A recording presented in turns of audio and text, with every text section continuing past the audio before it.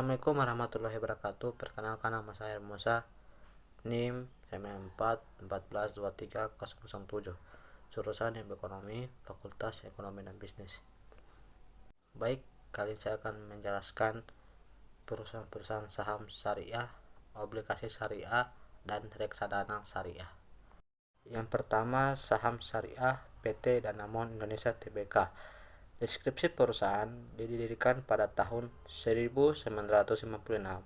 PT Bank Danamon Indonesia Tbk adalah salah satu lembaga keuangan terbesar di Indonesia. Bank ini menyediakan berbagai layanan perbankan, termasuk perbankan konsumer, UMKM, koperasi, layanan perbankan syariah. Yang kedua, bidang usaha. Pelayanan menyediakan produk layanan perbankan seperti tabungan, pinjaman kartu kredit, serta layanan pembiayaan melalui anak perusahaan Adira Finance. Tanggal listing dan di bursa 6 Desember 1989. Kinerja saham sejak IPO, sejak penacataan sahamnya BDMDN telah mengalami berbagai fluktuasi harga saham yang mencerminkan dinamika sektor perbankan dan kondisi pasar modal Indonesia secara umum. Kesimpulan PT Danamon Indonesia Tbk.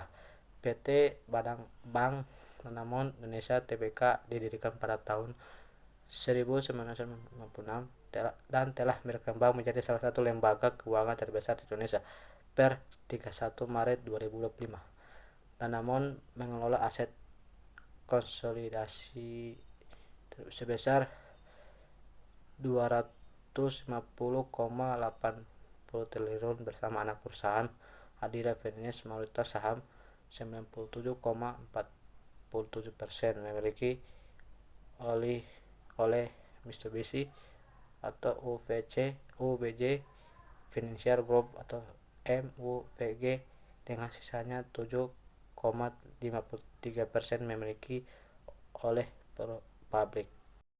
Yang kedua, saham syariah PT Gudang Garam Tbk atau GGRM. Deskripsi perusahaan: PT Gudang Garam Tbk adalah produsen rokok terbuka di Indonesia, berdiri sejak 1956 dan berkantor pusat di Kediri, Jawa Timur. Perusahaan ini dikenal dengan produk rokok kretek seperti Surya, Gigemail, dan Gudang Garam Sikturel. Yang kedua, bidang usaha dan pelayanan, bergerak di industri manufaktur dan distribusi rokok, khususnya rokok kretek dengan jaringan distribusi yang luas di seluruh Indonesia. Tanggal listing bursa 27 Agustus 1990. Kinerja saham sejak IPO, sejak penacataan saham di Bursa Efek Indonesia GGRM telah mengalami berbagai fluktuasi harga saham yang mencerminkan dinamika industri tembakau dan kondisi pasar modal di Indonesia secara umum. Kesimpulan PT Gudang Garam Tbk. PT Gudang Garam Tbk atau GGRM merupakan salah satu produsen rokok kretek terbesar di Indonesia yang didirikan pada tahun 1958 dan berkantor pusat di Kediri, Jawa Timur. Perusahaan ini dikenal luas melalui merek-merek seperti Gudang Garam Internasional, Surya, dan Gigemail. Selain itu, Gudang Garam memiliki jaringan distribusi nasional melalui anak perusahaan PT Surya Mas Rido. Sejak 2009 menjadi distributor tunggal produk Gudang Garam di seluruh Indonesia. Yang ketiga, saham syariah PT Elnusa Tbk atau ELSA. Distribusi perusahaan PT Elnusa Tbk adalah anak perusahaan dari PT Pertamina Hulu Energi atau PHE yang tergabung dalam subholding Ultrasep Pertamina. Perusahaan ini menyediakan jasa energi terintegrasi termasuk jasa hulu migas, distribusi dan logistik energi, serta jasa penunjang migas. Yang kedua, bidang usaha dan pelayanan. Yang pertama, jasa hulu migas meliputi survei, slick, pengoboran, dan perawatan sumur.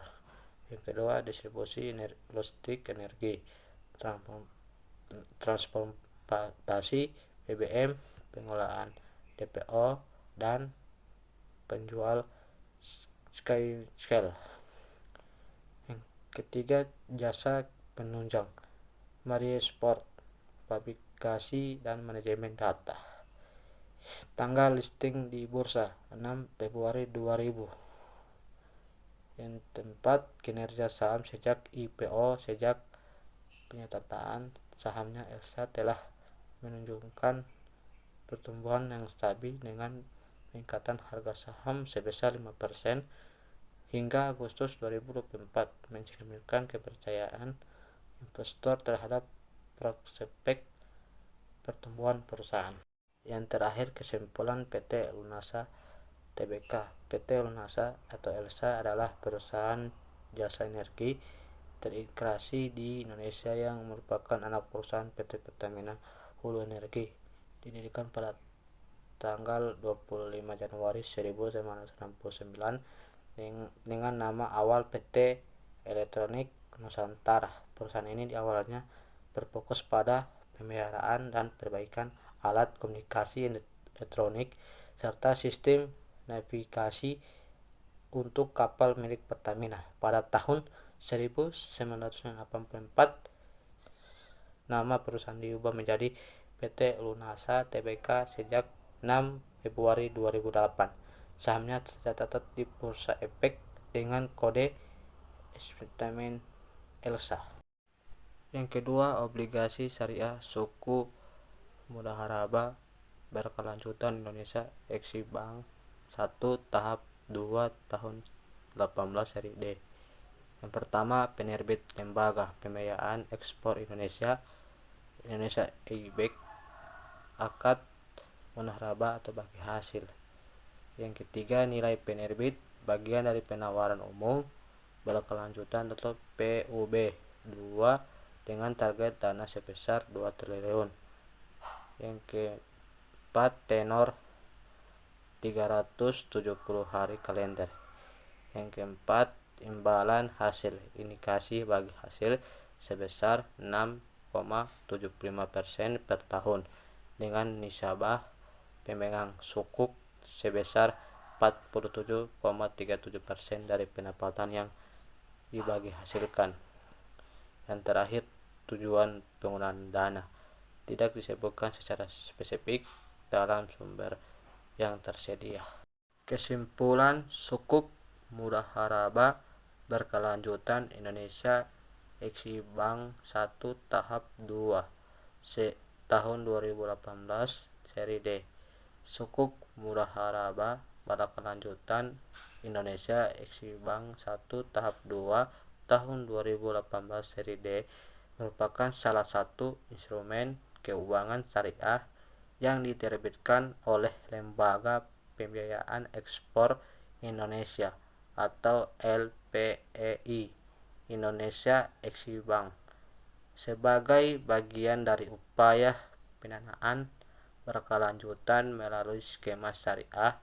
Sukuk ini merupakan akad mudharabah, yaitu kerjasama antara pemilik dana, investor, dan pengelolaan dana LPEI,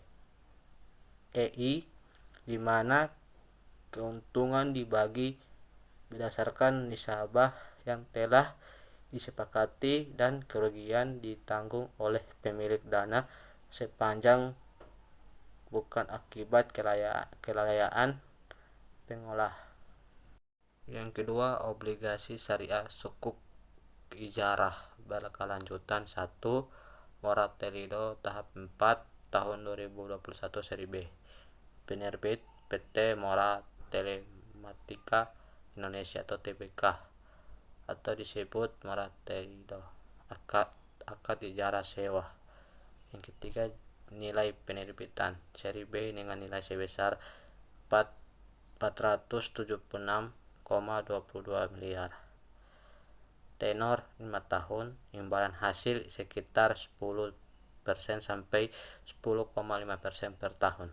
Tujuan penggunaan dana sekitar 85% untuk investasi infrastruktur jaringan, backup, dan CBN dusting perangkat penunjang, dan sisanya 5% untuk modal kerja. Kesimpulan sukuk berkelanjutan 1 Moratelindo tahap 4 tahun 2021 seri B. Sukuk ijarah ini merupakan bagian dari program penawaran umum berkelanjutan atau PUB dengan target total sebesar 3 triliun. Sebelumnya, Moratelindo telah menerbitkan 3 tahap sukuk dengan total nilai 2,5 triliun. Yang ketiga, obligasi syariah sukuk munaharabah berkelanjutan 1 PTBB tahap 1 tahun 2021 seri B. Yang pertama, penerbit PT Pembangunan Perumahan Persero Tbk atau disebut PT PPP, akad munaharabah bagi hasil.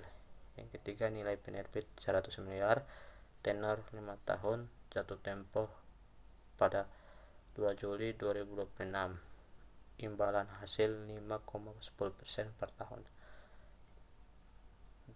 Tujuan penggunaan dana untuk pemodalan kerja perusahaan. Yang terakhir, reksadana syariah MNC, dana syariah. Yang pertama, manajer investasi PT MNC Asset Management. Yang kedua, tanggal peluncuran 23 Juni 2006.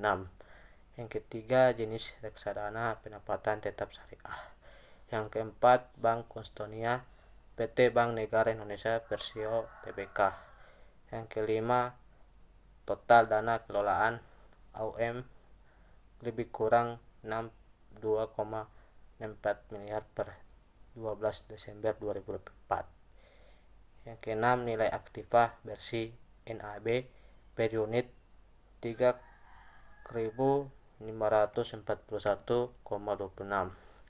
Yang ketujuh, kinerja sejak peluncuran tambah 257,276.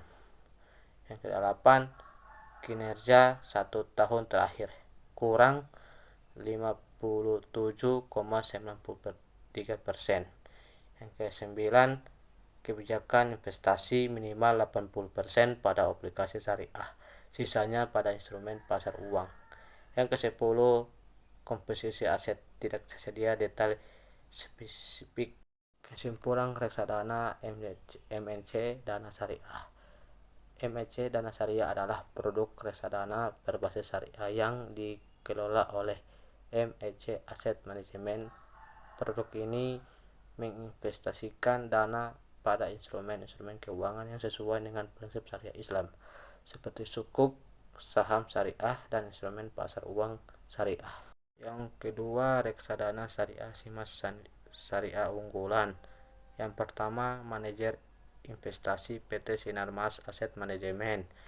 Yang kedua, tanggal peluncuran 8 Agustus 2014. Yang ketiga, jenis reksadana saham syariah. Yang keempat, Bank Konstonia PT Bank Danamon Indonesia Tbk. Yang kelima, total dana kelolaan AUM lebih kurang 37,77 miliar. Yang keenam, nilai aktiva versi NAB per unit 937,50. Yang ketujuh, kinerja sejak peluncuran kurang 46,25%. Yang kedelapan, kinerja 1 tahun terakhir kurang 13,42%. Yang kesembilan, kebijakan investasi 80-58% pada saham syariah, 2-20% pada sukuk, efek beragung aset syariah, dan instrumen pasar uang syariah. Yang ke-10, komposisi aset terbesar per Januari, Adaro Energi, Arman Miniler, Chandra Asri Petro Siemens, Indaket Paper Indosat, Chavez Coffee, perusahaan gas negara, Surya S Perkasa, Tima, Triputra, Argon Persada. Kesimpulan reksadana Simas Syariah unggulan. Reksadana Simas Syariah unggulan adalah reksadana saham berbasis syariah yang dikelola oleh PT Sinarmas Asset Management. Reksadana ini mendapatkan dana investor pada saham-saham yang masuk dalam daftar efek syariah atau DES dan mengikuti prinsip-prinsip syariah dalam pengelolaan. Yang ketiga, reksadana syariah Manalaf Syariah Sektoral Amanah Kelas A. Yang pertama, manajer investasi PT Manalaf Asset Management Indonesia, tanggal peluncuran 21 Januari 2009. Yang ketiga, jenis reksadana saham syariah. Yang keempat, Bank Constantia The Hancock and Shanghai Banking Corporation ASBC. Yang kelima, total dana kelolaan AUM lebih kurang 145,75